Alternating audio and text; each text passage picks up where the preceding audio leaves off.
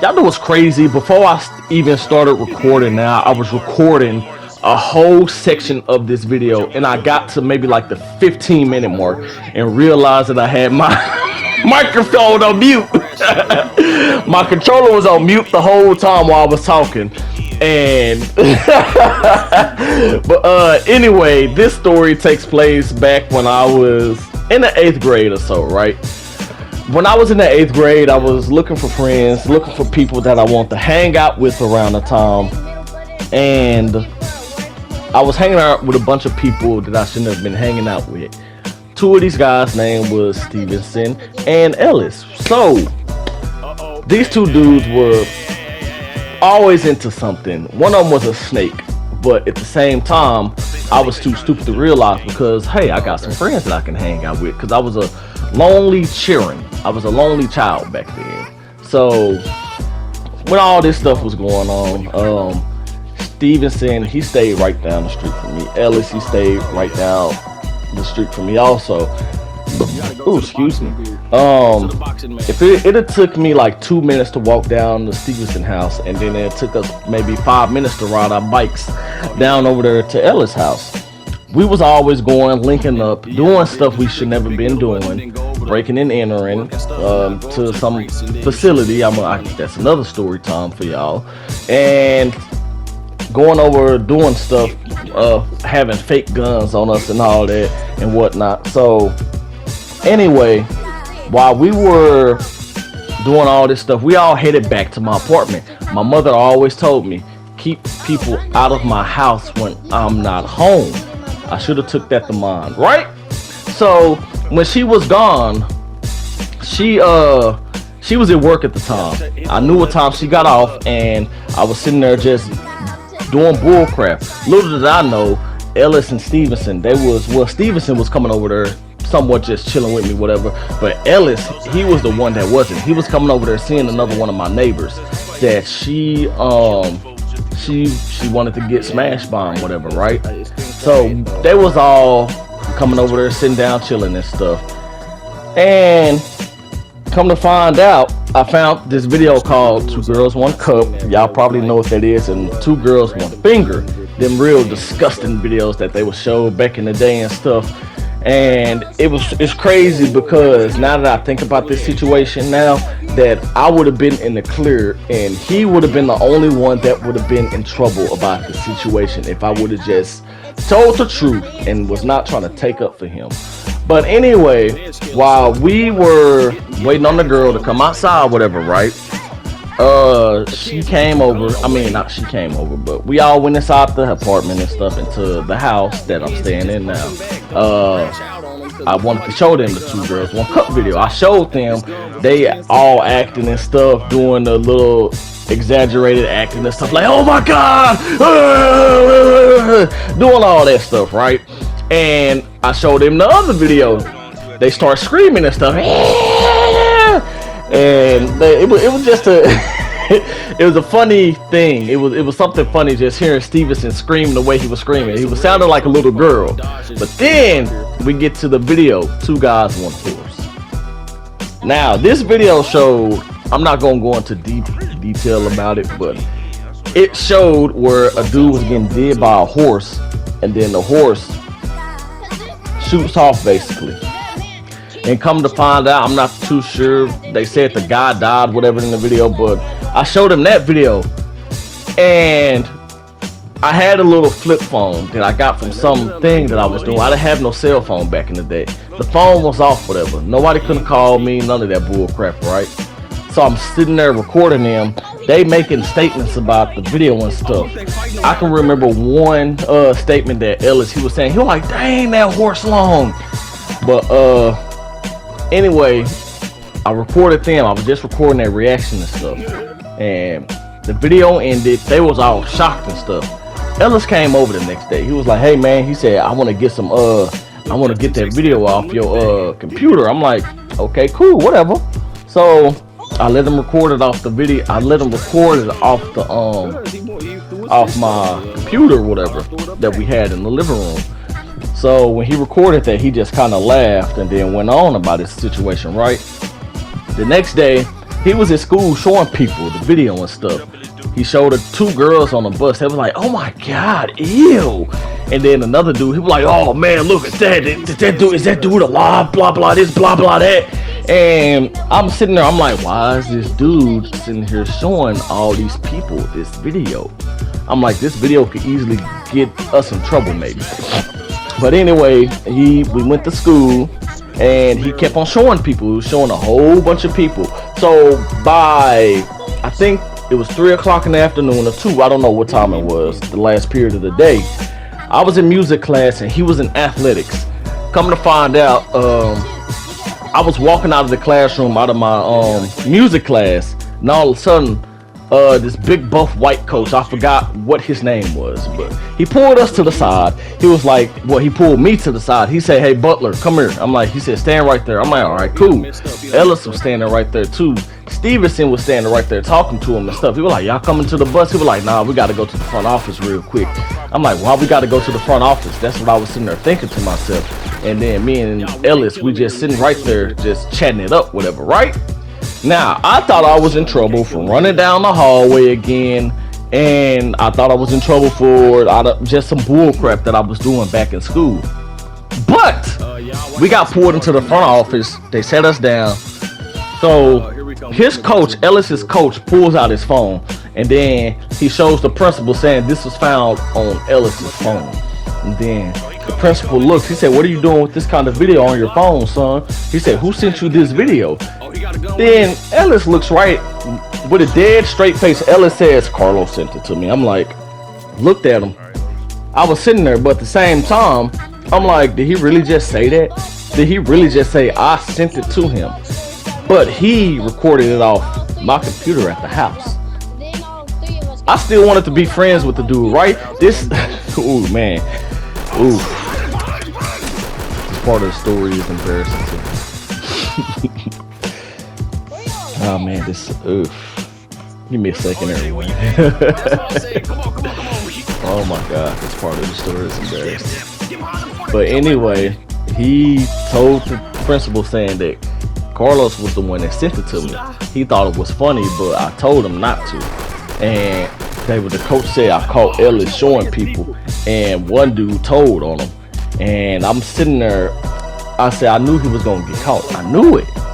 But this is my mindset. I was sitting there thinking like, I need to take up for both of us. Man, God dang it, this is bad. I was sitting there thinking to myself because I was a lonely person because I didn't really have no friends. I had some friends, Robertson and Stafford. They were still my homeboys at the time, but Robertson, he was gone. Stafford, he was hanging around someone else he didn't have no business hanging around with too. But anyway, the principal told us saying that, all right, we're gonna send y'all home for the day, and we're gonna jump back up on the situation tomorrow, right? So we walking home. I mean, we're walking out the door, right? The police officer said he'll drop us off. And while we're walking outside the door, I'm looking at Ellis. I'm like, yeah, man, we're gonna find out who told on us, man. And he's sitting there like this. Yep. Yep, Carlos, that's right. Yep. Yep. And God dang, did y'all hear that? That was a car screeching outside. Somebody was doing a donut or something. But anyway, he was dropping us off, right? And when he was dropping us off, he was I was sitting there trying to talk to Ellis and stuff, and then he just ignored me and all that, right? So what I did was, they told me saying that they could send us to juvie, this and that, but I don't know, something that happened. I can't. That's what happened. I remember what had happened was I had my phone. I was upset about the situation. I was right there at the door. I threw the phone at the ground. I was real mad about it because I don't know why. I just threw it down at the ground because they said we could go to juvie about this situation and stuff. But they was lying to us and stuff. But I was mad about it, so I broke the phone because I threw it at the ground. I yelled that out real loud. And so what I did was I came home, I got my bike, and I rode all the way to the church. The church isn't too far from us.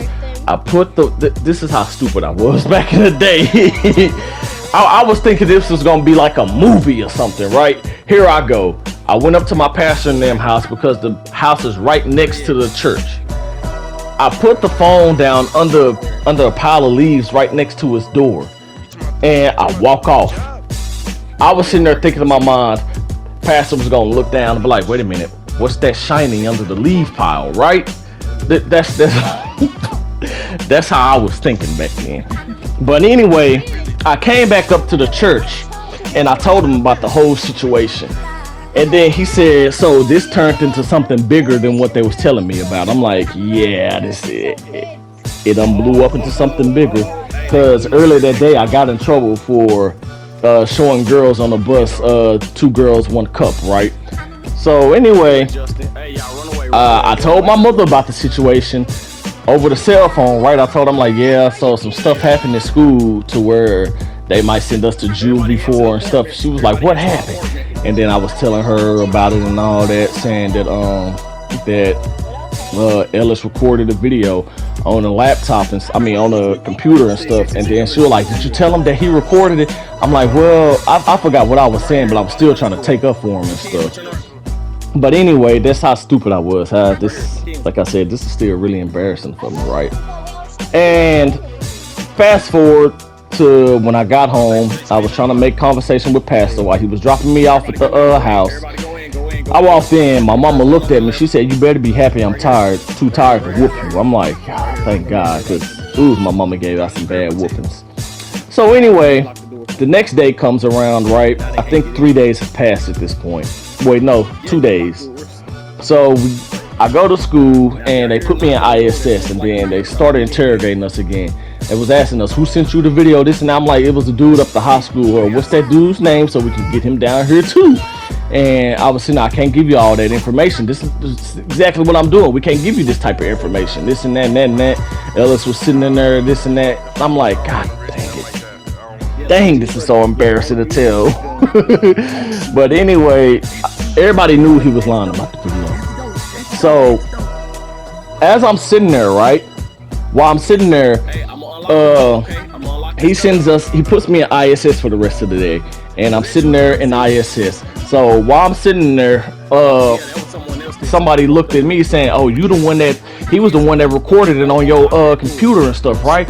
Oh, how come you didn't tell him this and that? I'm like, man, I don't want us to get in, like, bro, just forget him and just tell. I'm sitting there, I'm like, I didn't want to tell because I wanted him to still be my friend, whatever, right? That's the stupidness of the situation. No friendship is worth you getting in trouble behind, y'all. So while all that's going on, right? The next day comes along and they call our parents in up there. So my mother, she was in she came to the front office with me, right? They pulled us both into this back room. It was all white with the table and stuff. And they was like, yeah, I'm glad you came in because Carlos and this other boy, they had got in trouble for having this video on their phone and stuff. Well, we all know that what really happened. And then they showed my mama the video, right? And then her face kind of turned up like, oh man. And this is what I tried to do as a Hail Mary to get me and him out of trouble. I looked at him, I said, that's all we was trying to do, get reaction out of people like that. But at the same time, why are we getting in trouble for when a grown man showed his daughter the video, how come he's not in trouble about it? That was literally my Hail Mary to get me and him out of trouble. And none of that worked. We were still in trouble. And then here go my mama. She was like, don't you ever have people over my house again. Ever again. That was the last straw for my mama. She was pissed. She was mad. But she still did whoop me about that situation, which I was real grateful about it. When I tell you my mother was mad, she was mad. She pulled me to the side. She said, don't you ever have nobody in my house ever again. Do you understand? I'm like, yes, ma'am. And what's crazy about the situation is when all of that was going down, right? I got put in ISS for I think 3 days, and he was able to go free for 3 days himself. I'm guessing his coach must have got him out of trouble, whatever. And I'm sitting there in ISS. Like, ISS was just boring. Like, all you just did was sit in there, do your work, this and that. You couldn't have your phones out or nothing. So when I got on the bus the next day, right, my stupid tail went right back over there to him, sat right beside him, and he was like, I told him, I said, "What's up, man?" He was like, "Hey, what's up, man?" He just sitting there ignoring me and stuff. And I'm sitting there, I'm like, now that I'm thinking about this, like, ain't no friendship in the world worth that kind of bull crap. He was a snake.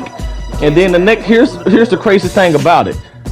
The next day after he was ignoring me, he was sitting there with his friends.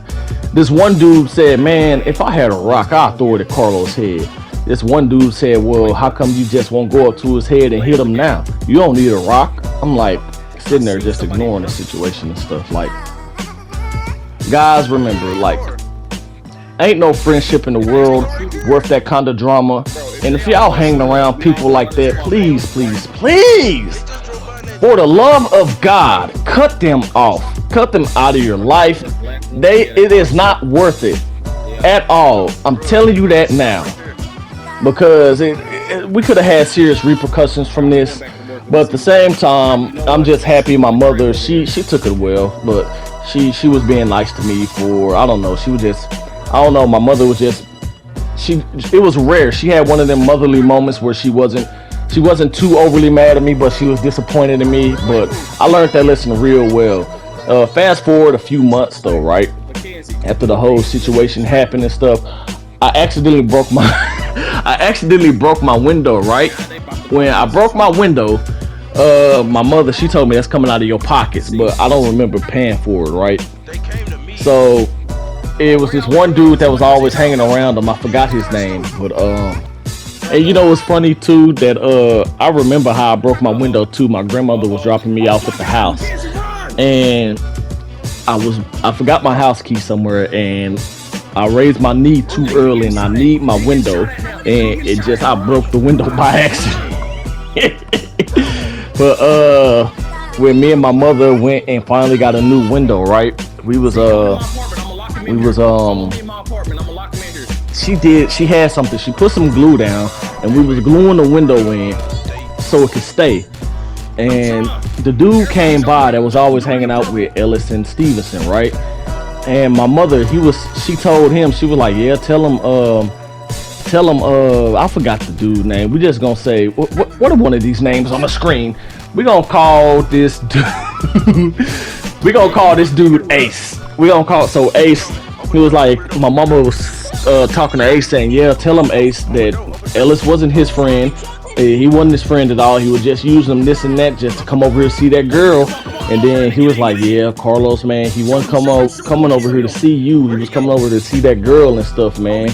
Now, mind you, this was like a month after all that stupid bullcrap happened. And then I'm sitting there, I said, "Ma, it's not about if he was using me or if he really wasn't my friend. It's about the times that we made and stuff together. It's about all that. It wasn't about that." Yeah, that's how, oh my God, it's embarrassing telling y'all this stuff. It is so embarrassing. Oh my God, this is so embarrassing telling this. I tell my mother when she has the audacity to try to pull this up to me to remind me about this every blue moon. I tell her, "Stop telling me about this. This is embarrassing. Stop telling me about this, Mama. I don't want to hear nothing about this." But here I am telling thousands of people about it. But just remember, y'all, pick y'all friends carefully, please. Like, it isn't worth it. It's not worth it 100%. I'm telling y'all that now. But anyway, I hope y'all enjoyed this story time. And remember, everyone, please, for the love of God, pick y'all friends carefully. Ain't no friendship in the world worth all of that. If you have a snake in your group, cut them out. If you have someone that doesn't like you for who you are, cut them out. If you have a friend that's just using you just to see a girl, cut them out. None of it is worth it. Alright? So, I will see everyone in the next story time. Alright? Remember, moral of the story today, pick your friends carefully. Peace out, everyone.